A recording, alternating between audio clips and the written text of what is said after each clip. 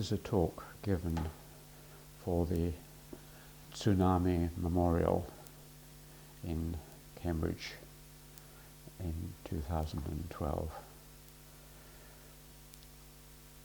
Many peoples and nations have successfully picked themselves up after devastating natural or man-made disasters.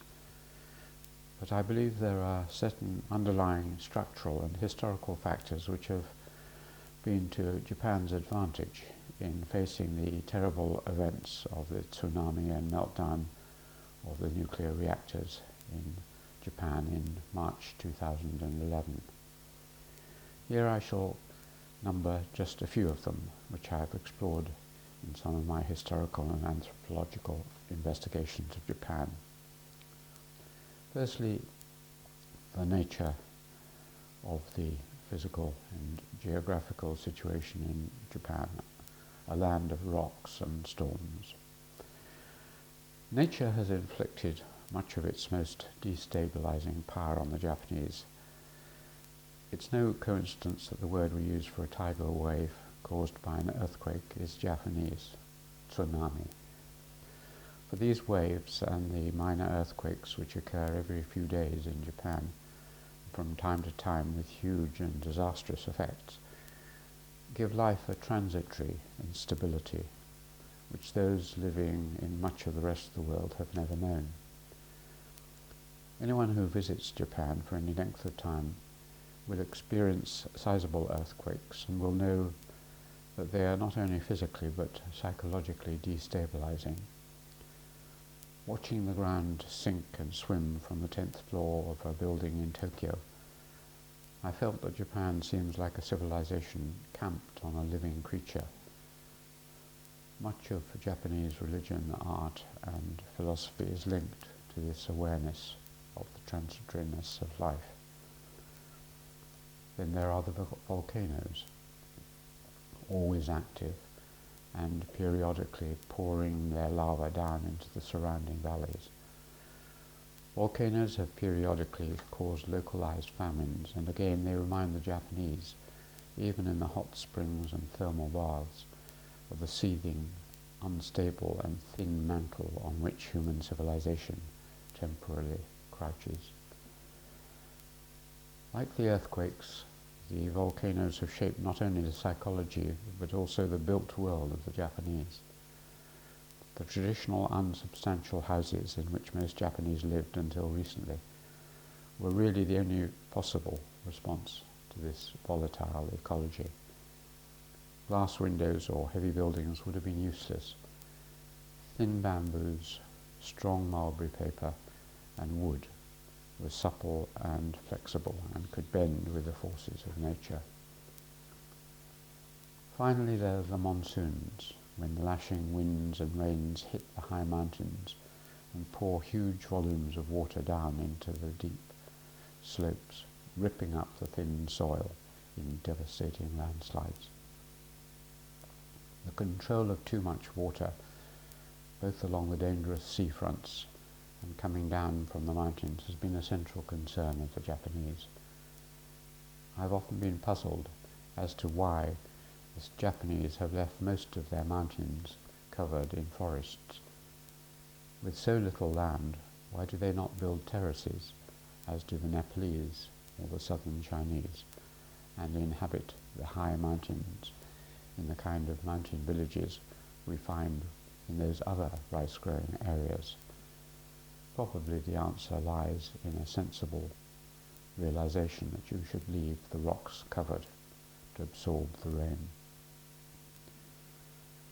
So there are various ways of coping with this incredibly hard physical environment.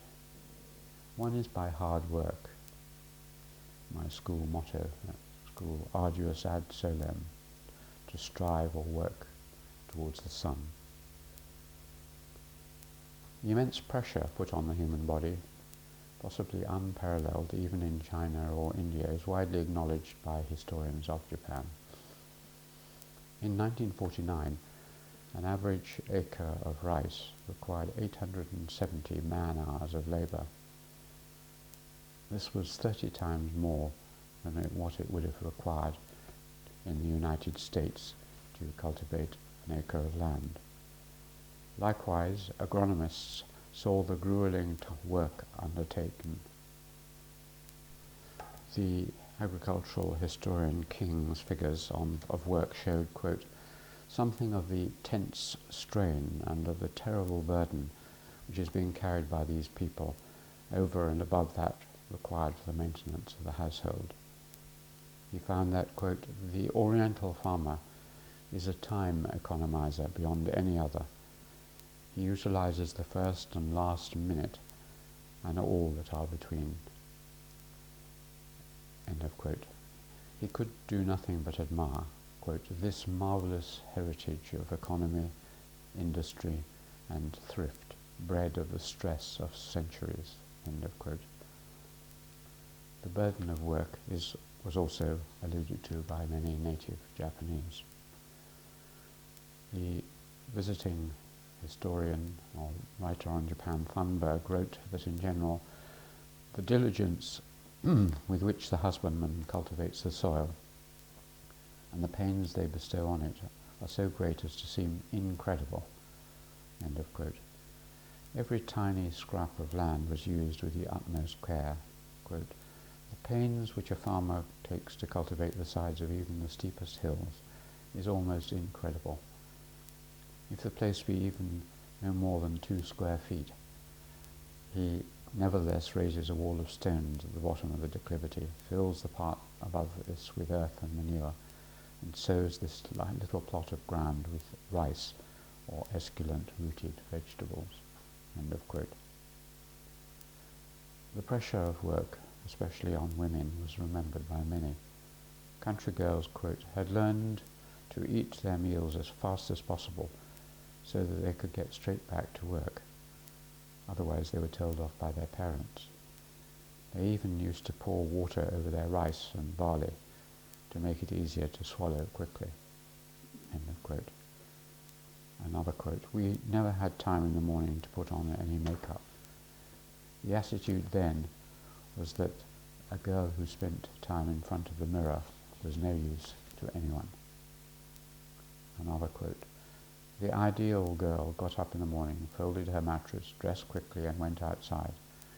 Then, without even sitting down, she'd quickly run a comb through her hair. All you had time to think about during the day was work. So you weren't expected to worry about how you looked. Another quote, one peasant recalled, we were taught that peasants must work from morning to night in order to stay alive. Whether bad weather caused crop failures or not, we lived believing that it was our predetermined lot to work. A young wife described the attitude of the family she married into, quote, they would complain, our young wife takes a lot of time in the toilet. Her mother-in-law reputedly said, I sure hate to see a young wife wasting her time feeding a baby. She should be working the loom and making some money. Osamu Saito, the economic historian, has figured on the hours worked by the Japanese, particularly women, in the later 19th century. They appeared to work twice as long as any equivalent groups in Western Europe. Another response to their difficult ecological situation was to live simply and ingeniously. You can see this in various respects, which I'll just touch on. One is in relation to food. As the visitor Griffiths travelled on the river from Osaka in 1871, he watched the men who, with enormous effort, punted the boat with long poles. Quote, after a hard night's toil, poling and walking in a nipping frost, I wished to see the breakfast by which they had laid the physical basis for another day's work. End of quote. He had heard rumours that the Japanese must eat some secret form of protein, perhaps rats or mice. Quote, the daily ration of a Japanese labourer was 1 mouse per diem, so I was once told in America. End of quote. But he noted that I never saw or heard of such animals being eaten during all the time I was in Japan. Nevertheless, he was on the lookout for some stimulating food, some piece of flesh diet to be eaten by these men who had to make muscle and repair the waste of lubricating their joints. End of quote. What he observed was as follows. The first course was a bowl full of rice and a pair of chopsticks. In the second course, history repeated itself. The third course was a dipper full of tea. The fourth course was a bowl of rice and 2 slices of radish. The fifth was the same. A dipper full of tea liquor finished the meal, and the polling was resumed. And you could magnify this 100-fold. Another response was to be extremely ingenious, and one example of this is the response to the problem of fires. It was noted as one of the peculiarities of Japanese cities that they seem to have suffered numerous fires, and that their inhabitants almost took the conflagrations as natural. For instance, in Tokyo, Yedo as it was called, quote, fires were known as the flowers of Yedo, being as much among the great sights of the city as the cherry blossom or on the southeast bank of the river Sumida, the morning glories of Iria, or the chrysanthemums of Dangozaka, for which Tokyo is still noted. End of quote. Despite the utmost care, Edward Morse felt that, quote, it is no wonder that acres of the city burn over every year or two, and great destruction of property and even of lives occur from the flimsy and inflammable character of the wooden buildings. End of quote. It was estimated, for example, that in Tokyo in the later 19th century a house would be burnt down every 7 years.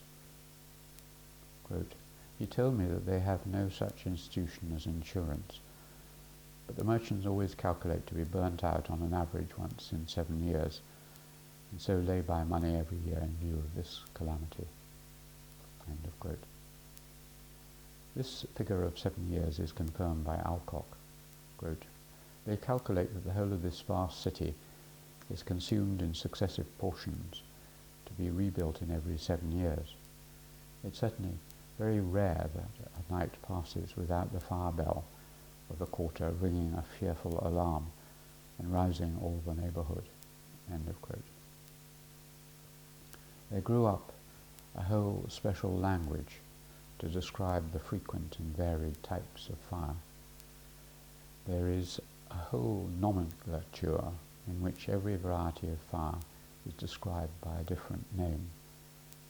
One word expresses a fire kindled by intention, another the accidental outbreak, another the fire caught from the next house, another that kindled by a falling spark, and so on. End of quote. If we return to our metaphor of the house being rather like a tent pitched on the surface of the earth, it's as if the whole population periodically stripped the tent down and then set it up again. After a fire, the ground is hardly cold before the carpenters are at work, rebuilding the dwellings which have been destroyed. The losses were kept to a minimum because the house was so light and cheap. Furniture was almost absent, and those who had valuable goods in large quantities kept them in fireproof stores made of bricks called kura. It was a terrible purging, yet the losses of life and property that did occur may have not been an entirely wasted sacrifice, for the fires cleaned out the cities. Another response was to the absence of energy and the poor quality of the soil. We need to turn to what King described as one of the most remarkable agricultural practices adopted by any civilized people. That is, the centuries-long and well-nigh universal conservation and utilization of all human waste in China, Korea and Japan, turning it to marvellous account in the maintenance of soil fertility and the production of food. There are accounts of how this was done. For example, even urine as well as human feces was preserved. Nay, even urine itself, which the Europeans so seldom turn to the advantage of their fields, is here carefully collected in large earthen pots, which are to be found sunk in the earth here and there in different parts, not only in the villages, but even beside the highways. Even within built-up areas, methods were developed to collect the urine of passers-by. Quote, "A privy which is necessary for every house is always built in the Japanese villages towards the street and at the side of the mansion house. It is opened downwards so that the passengers may discharge their waters from the outside into a large jar which is sunk on the inside into the earth." In the villages, the precious commodity, human waste, was carefully collected.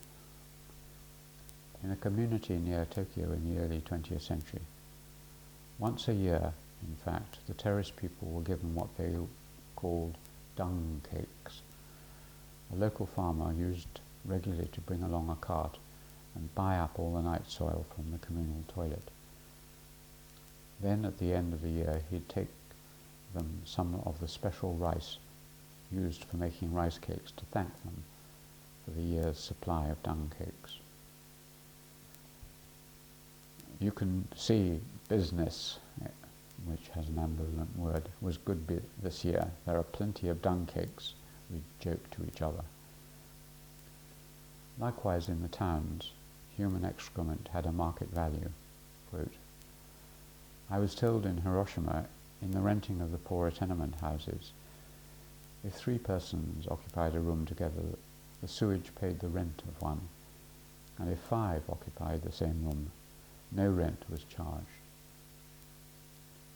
We are told that, quote, "rent was adjusted on the basis of how many tenants there were, and was raised if the number of occupants dropped." Another response to the difficult terrain was in relation to housing.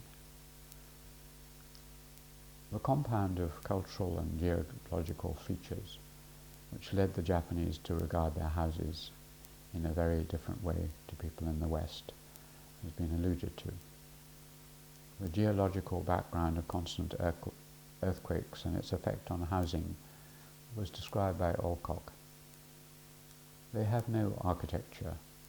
They live on a volcanic soil, the surface of which is affected with a tertian egg as a shimmering and shaking, thus denying the first conditions of the builder a stable foundation,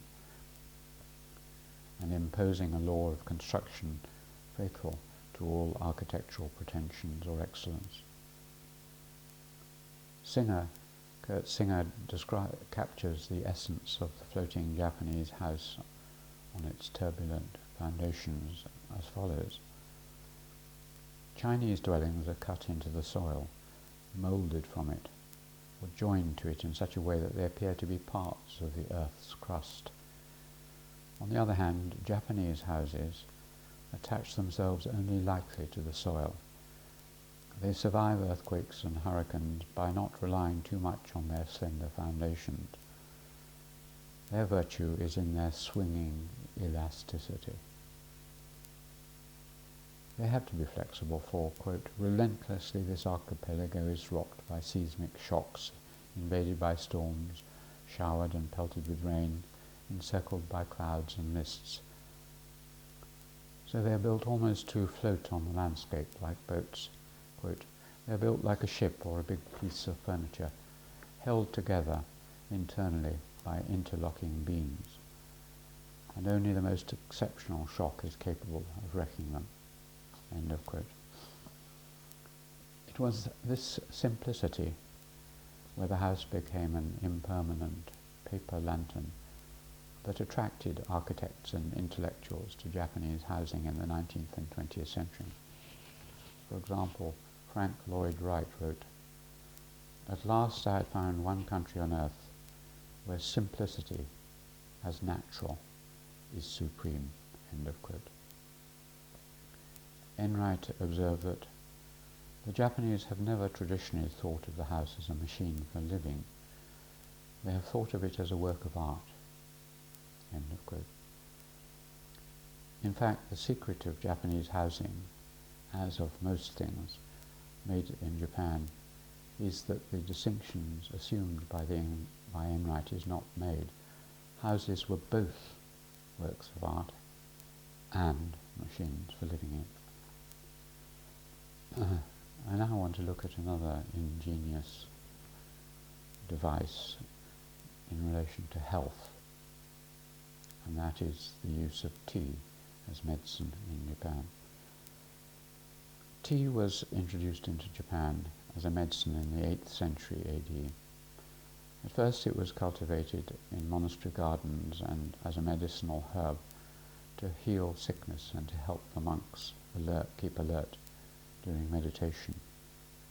Its use and influence was restricted to courtly and monastic circles.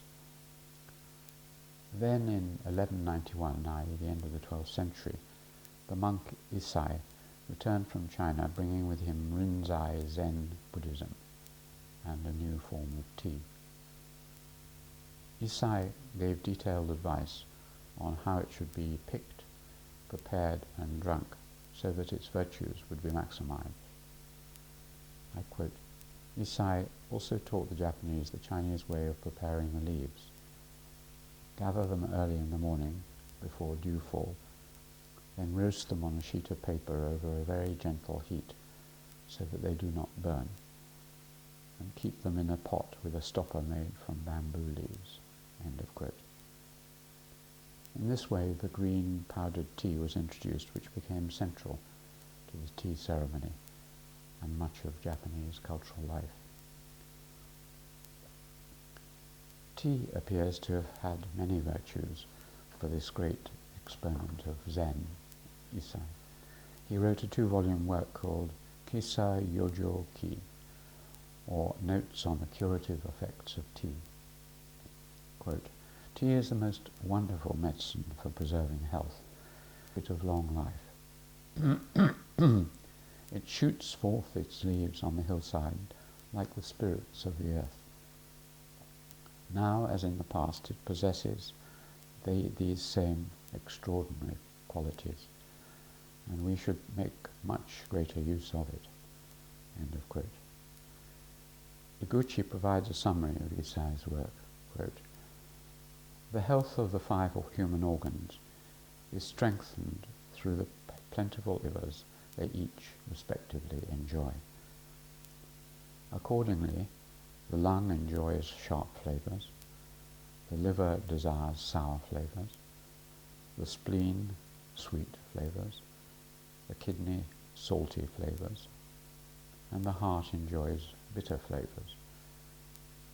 But whilst people absorb the 4 flavours of sharp, sour, sweet and salty, the bitter flavour necessary for the heart is unpleasant and cannot be taken in. This is the reason, Issai writes, why Japanese hearts are afflicted and Japanese lives short. We are fortunately able to learn from the people of the continent, and we must make our hearts healthy, absorbing the bitter flavour of tea. Hence, Issai interprets tea drinking as a secret technique for the prolongation of life. It gave health to many other parts of the body as well as the heart. Quote, it was believed to banish sleep and to be effective against liver and skin complaints, rheumatism and beriberi. The tea plantations, that's the end of the quotation, the tea plantations grew and tea drinking became widespread among the samurai in the 13th century. And by the Muromachi period, 1336 onwards, all classes in Japan drank tea.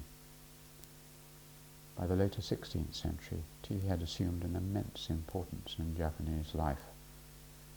The tea ceremony, developed by Rikyo and other great masters, became the most important cultural institution in Japan. Vast quantities of tea are grown and consumed. I've talked up till now mainly about physical and physiological aspects, I now want to turn to the more psychological and social responses of the Japanese to their difficult environment. One of these is their attitude to the past, which is very robust in that it involves very little regret, apologies or repining, and this is important to realize in relation to frequent calling on the Japanese to apologize for various things they've done in their recent history. It's difficult to grasp fully the idea of the past which the Japanese have. On the one hand, without much use of the past tense in Japanese, with strong circular notions, the past, as in many tribal societies, is part of the present. I experienced this in my University of Cambridge, in that as I walk around it I feel the past and the present interfused. I feel that Francis Bacon, Newton or Darwin are still half present in this ancient city. So, in the same way, my friend Kenichi often cites in our conversations as we walk around Japan examples from the 14th or 13th even centuries, as if it was just yesterday. The past is not a foreign country to the Japanese. The notions that we have of bounding off the pre-modern, the modern and the post-modern do not seem applicable to Japanese history.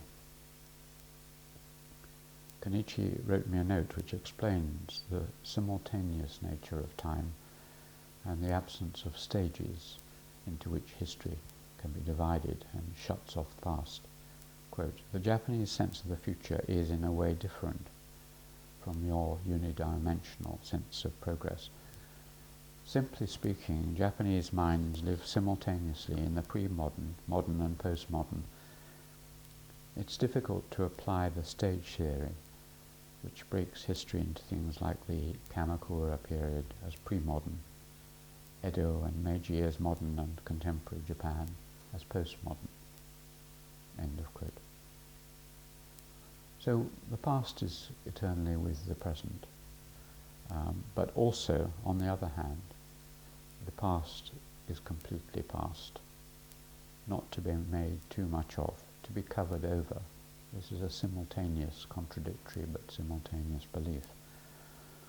The past, like ancestors, is conceived of as one large lump, simultaneous, not spread out evenly as a trail or path up to the present. This may be a clue to the puzzling attitude to the war dead, to shrines and past history. The Japanese have well-developed techniques of amnesia, methods of forgetting and forgiving the past. They are very good at reorganizing the past so that it is in harmony with the present. One example is their practice historically of building two kinds of shrines, one for the winners of the battle and another for the losers. This tranquilizes the losers, calms down their anger and troubled spirits, soothes the negative side of the past. There is very little begrudging of the past. For instance, at the Meiji Restoration, the defeated side were not punished severely, but soon incorporated into the new framework. After the Second World War, there was immediate acceptance of defeat and few recriminations. Kenichi thought that this could in part be due to the frequency of natural disasters in Japanese typhoons, earthquakes, volcanic eruptions. In order to survive, it was necessary to forget the past and rebuild for the future. Whatever the cause of this phenomenon in Japan, it has been possible quickly to agree to forget and forgive. In a much discussed attempt to show that Japan is constantly changing, yet retains a structure which patterns the changes in a certain way, Masao Maruyama developed the theory of the deep note of Japanese history, asking himself, quote, whether historical changes occurred not in spite of, but precisely because of, some basic continuous factors that underlie the Japanese experience. He went on, I quote, in music, the Basso Ostinato is a recurrent pattern of bass notes. It is an underlying motif that is independent from the treble part, and if the main theme appears in the treble part, it is bound to undergo some modifications by this basso ostinato. This metaphor may be applied to the historical development of Japanese thought.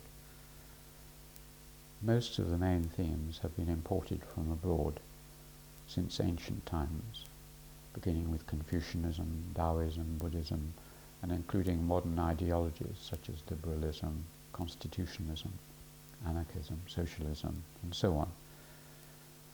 If we examine the circumstances in which those ideologies underwent modifications after they arrived in Japan from the Asian continents or from the West, certain patterns of thinking, similar in each case, emerge, each responsible for subtly changing the original. These recurrent patterns of thinking are those which I have termed, that is, Maruyama has termed, the Basso Ostinato of Japanese intellectual history. Explaining this metaphor, he wrote, I do not presuppose the contradiction or exclusiveness of the factor of change and that of continuity. What I want to emphasize is that there exists the same pattern in the way of changing, and you can hear the repetitive music phrasing in the pattern of changing. The Japanese history of ideas changes variously and quickly because there is the repetitive pattern of ideas and thinking. This is an important insight. For the Japanese, time is not circular, but there is a certain repetition or similarity of form. As some people have rather nicely put it, history does not repeat itself, but it rhymes.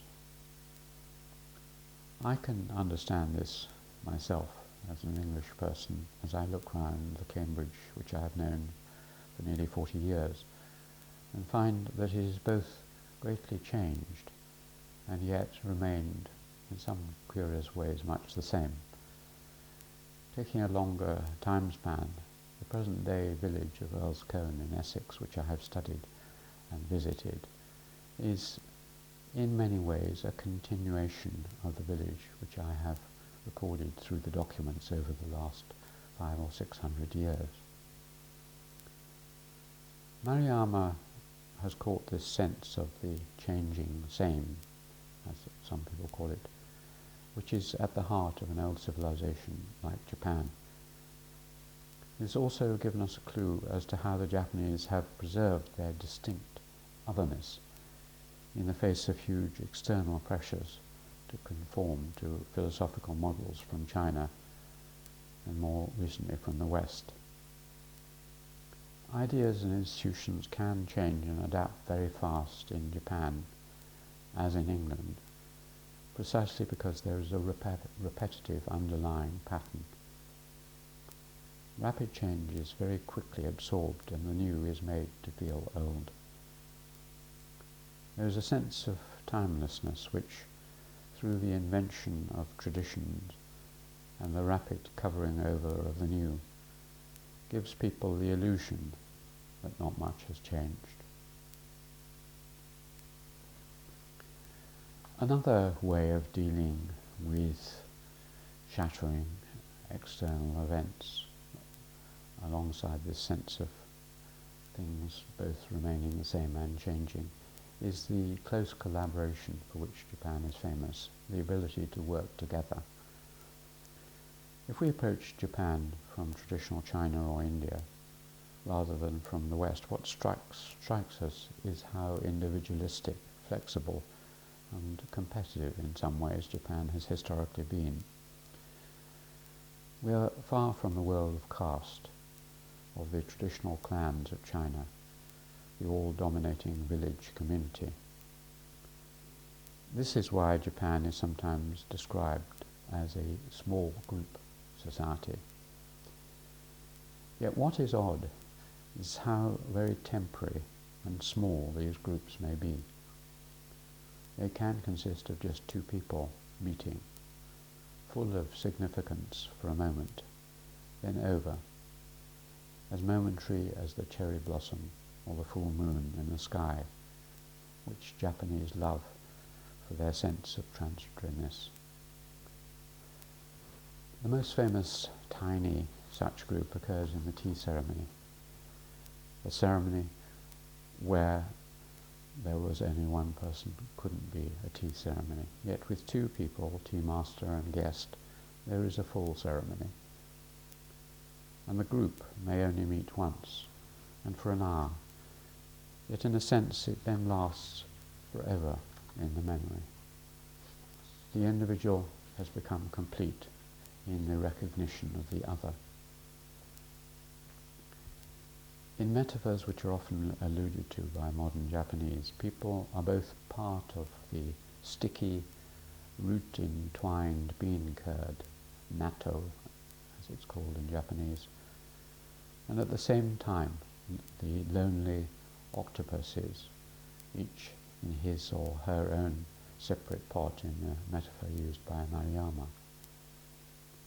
Each person is an empty mirror, searching for himself as reflected in others. The emperor was in the past the ultimate empty mirror, reflecting everything. The mirror is the absorption of every particle of light. This is kyo, the capacity of a person who could absorb the expectations of others, as the emperor and superiors are meant to do. Japan is the ultimate other-directed society, to use David Reisman's famous phrase, where each person is constantly picking up and then passing back signals. Social psychological studies have shown that Americans are, on average, more cooperative and trusting than Japanese, certainly until recently. Yet when they are embedded in a social structure in which they are monitored and sanctioned, then the Japanese cooperate very well, we are told. In Japan, the collectivism seems to be based on personal networks of known people. Americans tend to identify themselves with the group category. For example, patriotism to the country, or the school, or the football team. There are in fact two kinds of collectivism. One is face-to-face, and the other is more abstract, as it is in America. In Japan, within the group, there is very considerable pressure on the individual towards conformity. I asked several leading intellectuals what they considered to be the worst aspect of Japanese society, and they all agreed that it was the overwhelming pressure to conform. This makes it hard to live in your own way. Japan is a tightly knit society, and to be an individual is not easy. It is often suffocating. Quote, "We act in groups and we have a colourless life as opposed to the colourful and individualistic foreigners. Thoughts here are equal and tending towards the average. I can always anticipate what people will say before they say it, which makes things boring." End of quote. We were told on our visits that Japanese tend to be influenced by the majority mood and move as a group. Society consists of collections of relations as an entity. Relations are important, more important than the individual. That's relations not in the family sense, but relations to people. Small groups can stand out against the majority, for instance a new religious sect or trades union, But within these groups, within each of them, it's difficult for the individual to stand out against group pressure. Another key aspect of Japanese social structure and philosophy is the idea of sacrifice for the general good. This is well attested in various, to the West, somewhat bizarre customs. Historically, for example, the custom of old people who felt they were no longer needed in village agriculture to go off to the mountain and let themselves starve to death. The high levels historically of abortion and birth control, the famous kamikaze spirit whereby people just flew into the sides of ships and committed a kind of suicide in their bravery.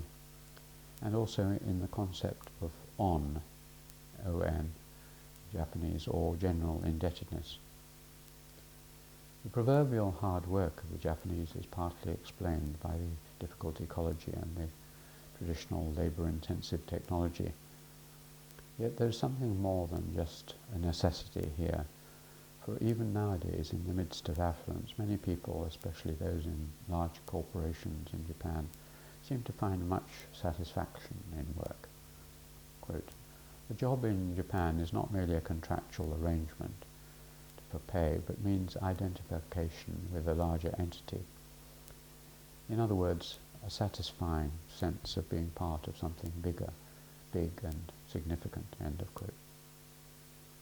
The larger the factory or organization, the happier people appear to be in doing work for it.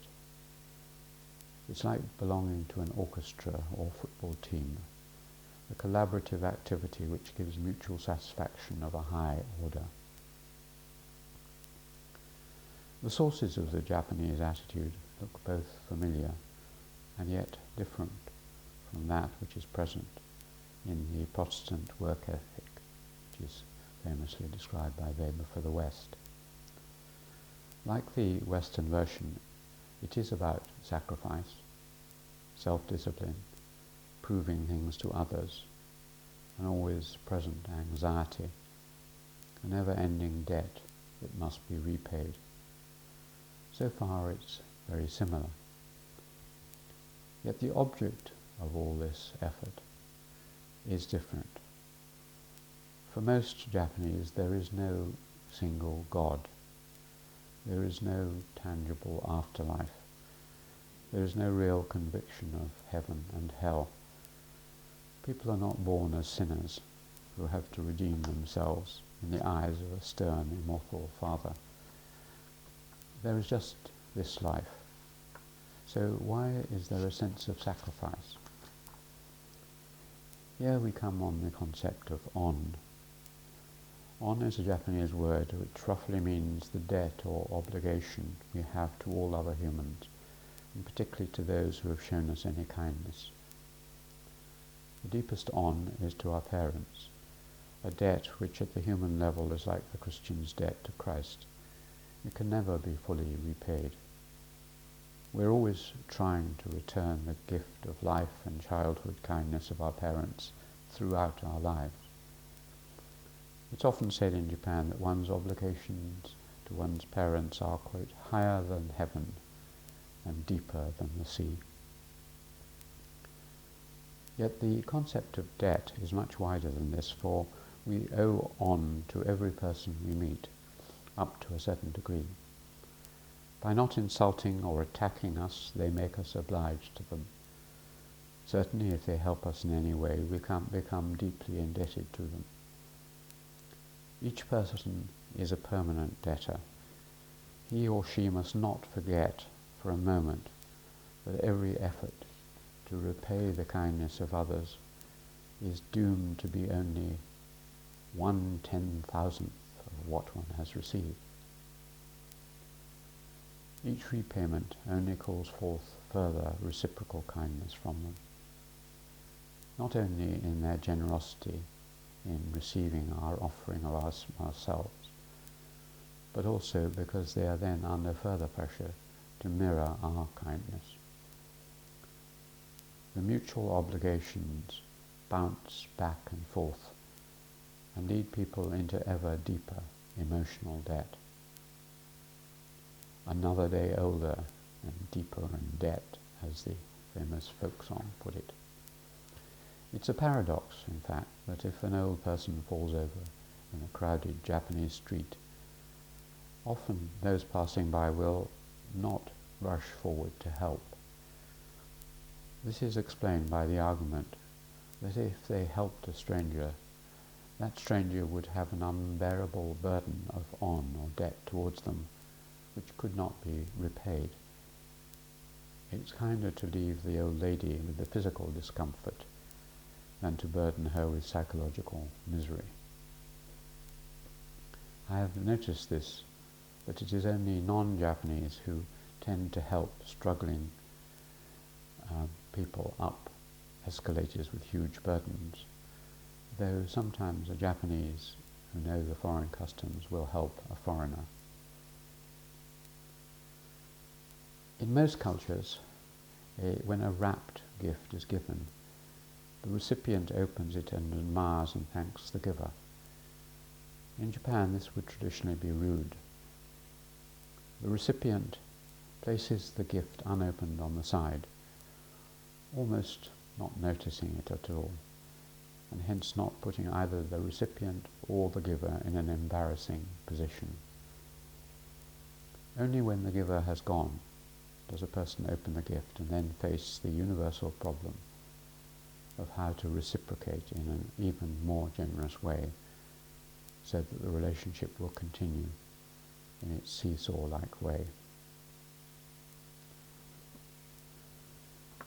What I'm saying is that in the face of vast problems, disasters, shocks that Japan has from time to time had, it's managed to maintain itself by a psychological as well as a practical strength and continuity. And it has, above all, maintained its inner identity as Japan. Japan, in fact, has been inhabited by many different peoples for thousands of years.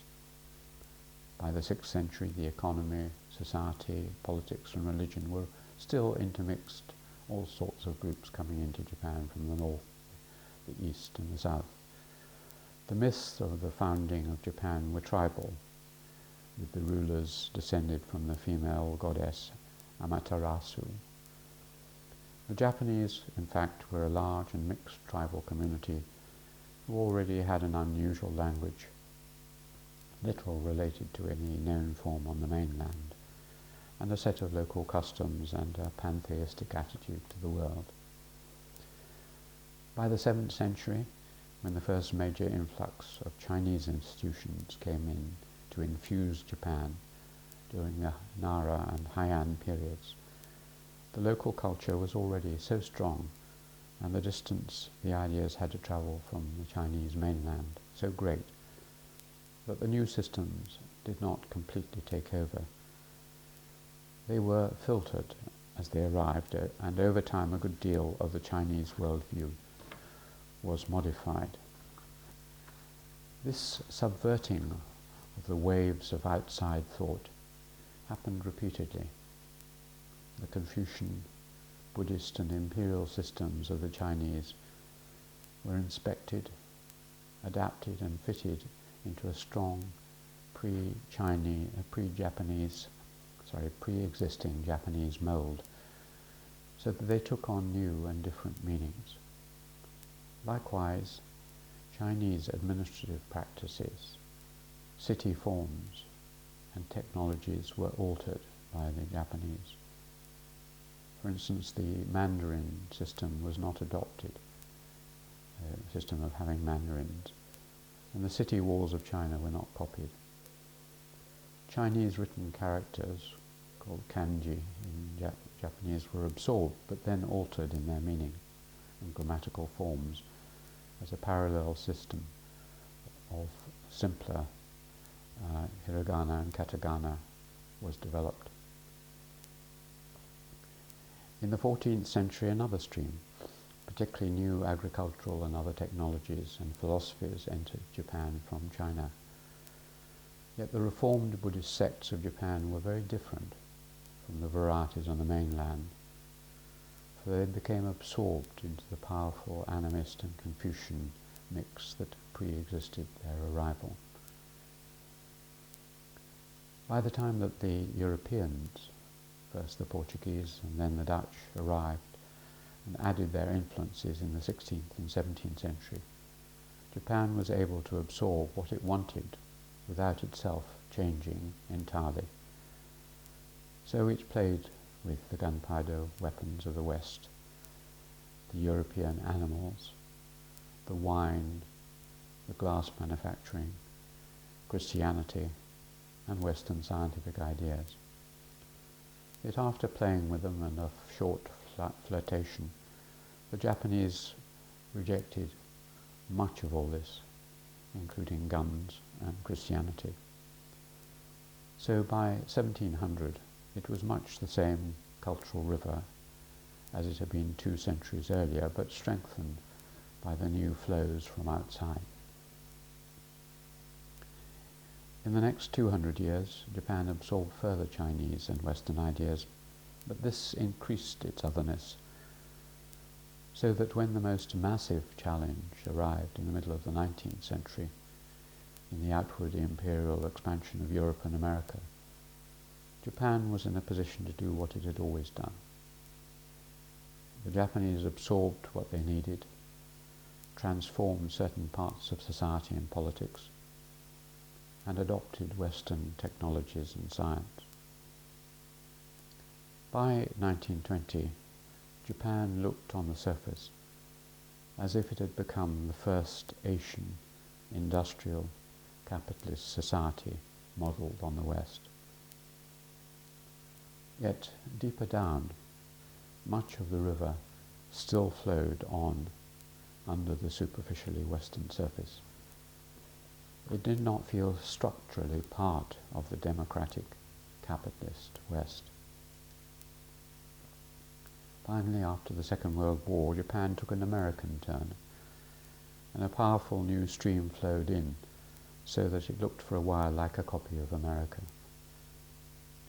Yet again, this was a colouring, mainly on the surface.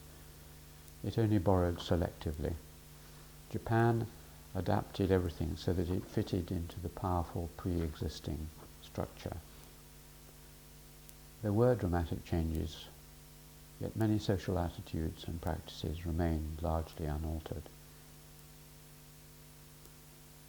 It was this rejection of the rigid divisions which exists in most civilizations, what are called the axial age dichotomies, which has been one of the secrets of Japanese flexibility and its ability to change so rapidly when required.